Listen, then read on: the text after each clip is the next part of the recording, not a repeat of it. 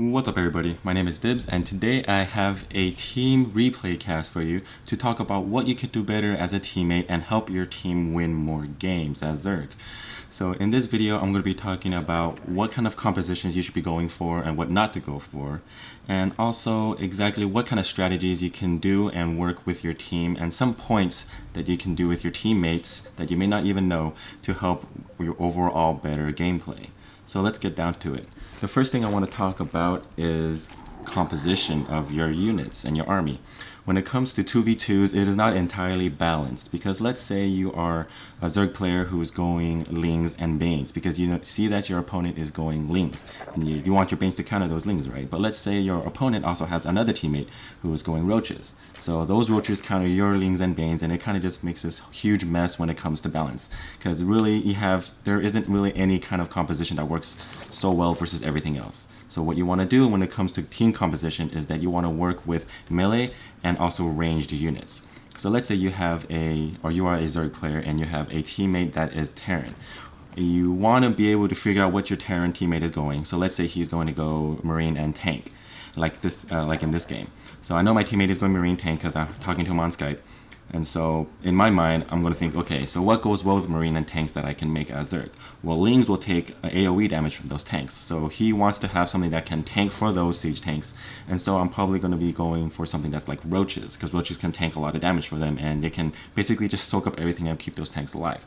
Right? So it's kind of like you don't want to work with your own army as on your own. You want to work with your teammate's army. Like for another example is, let's say he's going Marine Marauders and Medevacs. What you can do is that you want to go heavy Lings because let's say you are going Roaches and Hydras and he's going Marine Marauders. Sure, the Medevacs will help your Roaches and Hydras stay alive, but then your army is just going to stay clumped up together, right? All of them are all ranged. Marine, Marauder, and Hydras and Roaches are all just going to get clumped up and you're not going to be able to deal the amount of efficient damage as possible. So what you want to do is you want to go Lings and Banes so then you can deal melee damage at the same time while you're going while you have your teammate is going ranged attack as well. So yeah, that's kind of the basic gist of what you want to do when it comes to composition. What you want to know is that it's not entirely balanced, not all of them work, and you kind of just want to play around with what you're comfortable with. Alright, so that brings me to my next point where communication is key. You want to make sure that you are communicating with your teammate at all times. In the very beginning of the game, you want to ask them what kind of strategy they want to go for, whether they want to push out early, what kind of tech they want to go, or if they just want to rush. So it depends on what kind of game they want to play. Do you want to play macro, or do they want to just go for a really early game? You kind of want to be on the same page, or if you're not on the same page, you want to at least make your kind of play more beneficial or help them out more. So let's say they want to cheese. Okay, well that means if they're cheesing, you can either you can cheese yourself and make the cheese twice as powerful, or you can go greedy as well, because as long as he is doing a good job cheesing, that keeps them busy and keeps them out of your base. So that means you're safe to expand and you can do whatever you want, go for whatever tech you want. And so that's what makes communication very, very important. Yeah, when it comes to communication, you kind of want to, it allows you to figure out not only when you want to attack together, but when you want to defend together. So let's say you are scouting, right? Also, one thing is that you want to scout if your teammate isn't scouting. If your teammate isn't scouting, well, maybe they don't want to or they don't know how. It's important for you to scout because let's say you go to their base and you scout and you see a lot of cheese coming. It's important for you to be like, hey, cheese is coming, you should prepare for it and you should get units out or else we're going to die. If they're not going to do it, then you might as well do it yourself. So that's important. Scouting is important, map control is important, especially if you're Zerg, you might as well have map control, right? So that building on communication, knowing when what kind of attack you guys are going for is very important. Because if you guys want to go for a certain push and he doesn't know that you're going for a certain push, that push can be not as good as it would turn out to be as he expected. So if you want to do a push and you want to push together, that's much stronger than having one push and then not expecting your teammate to go heavy tech, right? If he's going tech and you're going for your own push, it's not going to be very strong. Not only that, it's also very important to defend together, not only to attack together. So if let's say you have a scout in front of their base and then you see that their enemy is pushing out, you kind of want to tell your opponent, your teammate, like, hey, they're coming out, let's group up together, because you want to fight them two armies with two armies. You never want to go against their army 2-on-1, unless it is something that you know that your teammate can take care of. Like if it's a small cheese and you're all bunkered up and everything, then you can definitely go and do a counter attack as well. And this is important when it comes to counterattacking and attacking together as well, not only defending together. So let's say that you are attacking together and you have map control. You want to be attacking from one side, and your opponent can be attacking from another side as well. It depends on what kind of strategy you're going for. So let's say I'm going Lings and Mutas, and my friend is going Marines and tanks, which is not really good because then the Lings will get hit by the tanks. But anyway, it helps with the cheese because you're going Mutas. If you're going Mutas and you are able to take out 2 of their mineral lines at the same time, because you have 2 different opponents that you can destroy the mineral lines of instead of just one. That's why harassing is very, very important when it comes to team games. So it's very important for you to time and communicate your harass with your main attack at the same time. So let's say I have Mutas coming out, and I'm attacking their base. I'm attacking this base right here. I go into their base, I attack the mineral line, it's down. What's going to happen is that they're going to react to it because they are teammates, right? Teammates want to help each other. And when that happens, my other teammate can actually come in from another side and attack and flank them while they're busy trying to deal with my Mutas and Lings. So it really depends on how your communication in team games is. That's one of the most important parts of playing team games. Not a lot of people do it because they just like to play team games by themselves and they just don't feel the pressure of winning or anything like that. But if you want to get better at team games, communication is super important when it comes to it. Letting your teammates know what's going on is also one really good thing. Like I said about scouting, when to attack, when to defend, that is probably the most important part. And one last thing that I want to talk about really is giving control to your opponent and sharing resources. When you share resources, it is very beneficial to you because what happens in the beginning of the game is that a lot of times you might get cheesed, right? So if you have 2 opponents cheesing 1 person on your team, that person may actually lose their entire mineral line. What you can do is you can actually go to the top right and it'll tell you that you can share resources with them, and it will help them bring them back into the game. And sharing resources pretty much just allows your teammate to get back. And also, if you have a lot of resources that you're not able to spend in the middle of the game, you can also give that to your opponent and your teammate, and your teammate can also actually spend it better for you at some times. So sharing resources is really good because let's say also you are going for Mutas and Lings, right? And your teammate is going Marine Marauder and Medevacs. Well, if you notice, Marine Marauders and Medevacs don't take a lot of gas in the beginning, so what he can do is he can actually feed you all of his gas. So he can help you get your tech a lot faster, and you can take up the Mutas a lot quicker. This makes the composition of your Mutaling more heavy on the Muta side. So if you think about it, in 1v1 you won't be able to have this certain amount of gas at this time, but since your teammate lends you his resources or gas, then you can get this many more Mutas at one point of the game. And after that, then you can pretty much get a Muta ball really quickly, and this opens you up to a lot of different choices when it comes to compositions and what you want to go for. It makes team games a lot more diverse to play than 1v1, but it makes it a lot more difficult because it's so many variables that you can have in this game. Right. So back to giving control. Giving control is super important. I didn't talk about this, I talked about resources, but when you give control to somebody, they have control over you, and they can control pretty much anything that you build out. But they can't do research, and they can't spend your resources for you, which is, I guess, well, they'll be playing the game for you. But one thing that is important is that if you give control over to your teammate, what they can do is that if they're not looking at one situation and something is about to destroy their entire army, you can pull it back for them, and you can pretty much save their army. What you can also do is that you can share control of their orbital commands and different units that are important that you might need. So let's say I have a bunch of overseers that I can give to my teammate because he doesn't want to waste the scans using them, right? So what I can do is I can just morph an overseer and I can just give one to him, and he has control over it, and he can pretty much just use it with his army instead of wasting scans to pretty much get rid of invisible units. One other thing is that I can take control of his orbital command if I want to. Let's say my overseer gets sniped, and instead of asking, hey, I need an observer or I need a scan on my army because DTs are in my army, I can just pretty much go to his command center, click on it, and just use his scan for me, right? I don't have to wait for him to react and be like, oh, hey, here's a scan. Right? So that's what makes sharing control very important. But the thing is, you have to trust your friend that he won't waste his scans and you won't waste any mules or anything like that. Because, well, you don't want to waste any scans just for stupid purposes if you don't need to, right? So yeah, that's pretty much all of my tips when it comes down to team games, like working together, communication, what you can do, and what kind of tricks you can use, especially when it comes to microwing and giving control and resources. Those are the probably main things that you can do in team games that help you out as a whole.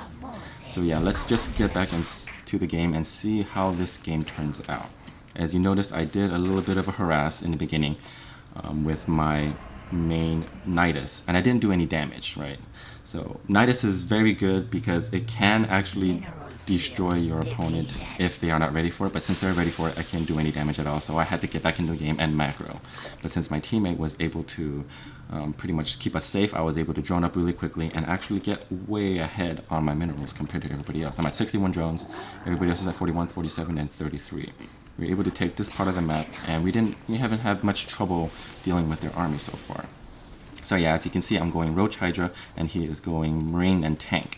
What this does is that these soak up all the damage for these tanks. So pretty much, if they try to come into any point of this map, I can just tank all the damage. I can tank all the damage, and these tanks will do all the damage. Right? If I have any Lings at all, these siege tanks are going to kill all of them because of the amount of splash damage that they do. So this team composition is very, very useful and very synergetic, is what I would say. So look at this. These units came in and they attacked us when we weren't looking, right? They all attacked at the same time because they're communicating, which is very good. He wiped out my teammate's army, but I'm coming back here to help defend. And I was a little bit out of position because we didn't have map control, which is my fault. But I'm actually able to push them back because I have upgrades, and they also do have upgrades as well.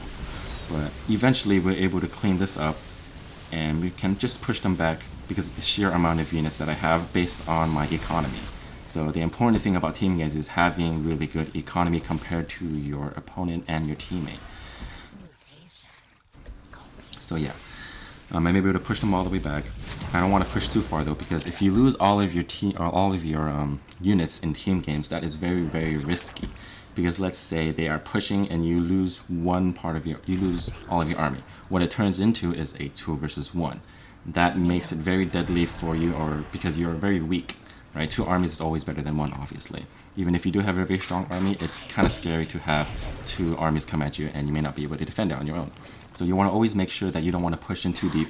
You always want to be careful when you're losing your army, and you only want to engage when you know you can win versus them. You see that later on in this game when I pretty much take on 2 armies at once, and I exactly know when to pull back and when to keep pushing.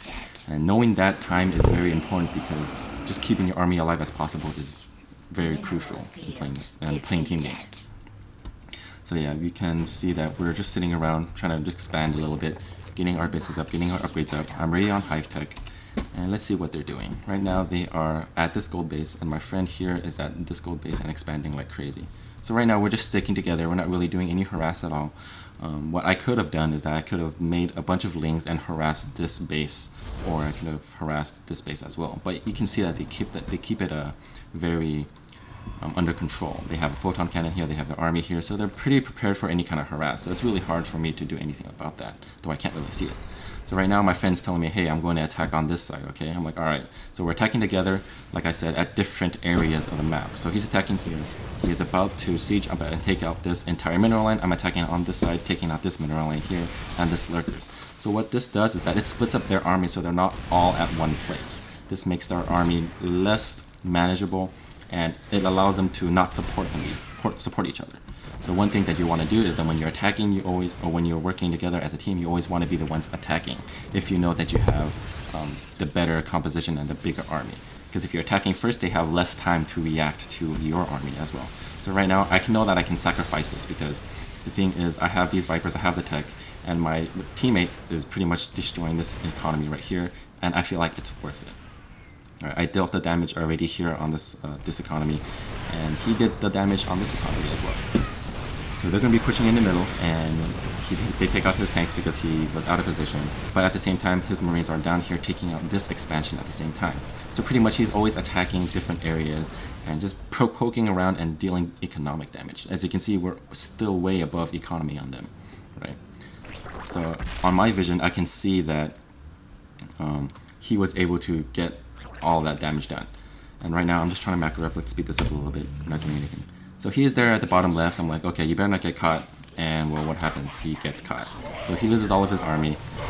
but you know, that's just only a portion of his army. He did the damage that he wanted, and I know that all of these units, enemy units, are here trying to kill that army. So what I'm trying to do is I'm trying to flank, and I'm trying to make use of that advantage, because I know there's a ramp here, and I have these blinding clouds, right? So I'm able to take out most of this army here, and thus now his friend is coming off on the side trying to help because they work together as a team. So now they're defending together, and I know that I can't take that out. I took out most of the Protoss army one by one, and now I know that this is coming in, and I try to use my blinding clouds to take out as much damage as I can. He pulls it back really well. I'm still able to do a lot of damage, but I know that I can't take the rest of this army. Right. So I'm like, okay, well, I'm telling my friend, hey, their army is entirely on the left side. And he's like, all right, so right now he's moving on to the right, and he's trying to do a counter attack as well. I'm trying to keep them here as long as possible, trying to bait them into getting out of position so that he can pretty much just go in and deal as much damage as he can. So he stims in, he kills these overlords, and he's pretty much able to get his setup here because I was distracting him on the left side, right? So this is what teamwork is really important, or how teamwork really works when it comes to communicating with your teammate, telling you when you're going to attack, which direction you're attacking from, what they should do, if you have their attention, if you have the enemy's attention, and what, you know, just working as a team together. This is important when it comes to team games and trying to pull their attention everywhere. So I know that this guy, my teammate, is pulling their attention here, and I know that their entire army is here. So what I'm doing in the middle is I'm going down the middle, and I'm going to take out this expansion and also take out any trailing units as well. So this is kind of like, you know, like a drive-by. Right here, you can see his army is Stim Marines. He's taking all of these units, and they're all just chasing him. And I'm here, and I'm free to, like, you know, just rain damage on this expansion. So pretty much you're just like playing tag every now and then you're just trying to pull them back and forth, causing havoc with your main army or harassing units. And that's the main thing when it comes down to team games, just playing well together and working as a team. So right now their economy is pretty much dead. They have 11 now. They know that they have to push, because if they don't push, well, I'm just going to beat them on economy and they're just going to win. So I know that. We both know that. So what I'm doing is I'm trying to get the surround here. I know that he's going from this way, and he has this whole place set up already with liberators. But then I didn't realize that they were going to come up this far already. But I'm able to get the surround on them, and we can defend together. Because look at this whole army. This is much bigger than this whole group put together. If I wasn't here, my teammate wouldn't have been able to defend it by himself. So like pretty much just sticking together throughout the entire game, you know, calling out what you want to do, where you're attacking, and what kind of tech you're going for. That's probably the main thing that you can take away from this, is that just communication, honestly. I just keep stressing communication because it's super important. Working well together, attacking together, defending together. And yeah, that's how team games are usually meant to be played. So I hope this helped you guys figure out, you know, what the main points of playing team games is. It's really fun sometimes, and it could be stressful at times too, but every now and then I kind of like to play it, you know, just for fun. It's less stressful than 1v1, but it can still be pretty intense like this game was in 2v2s or 3v3s. So I hope you like this video. Let me know what you guys think. If you want more videos of team play and how to be better, leave a like below, leave a comment, tell me what you guys want. So yeah, if anything else, I'll see you guys in the next video. Thanks for watching.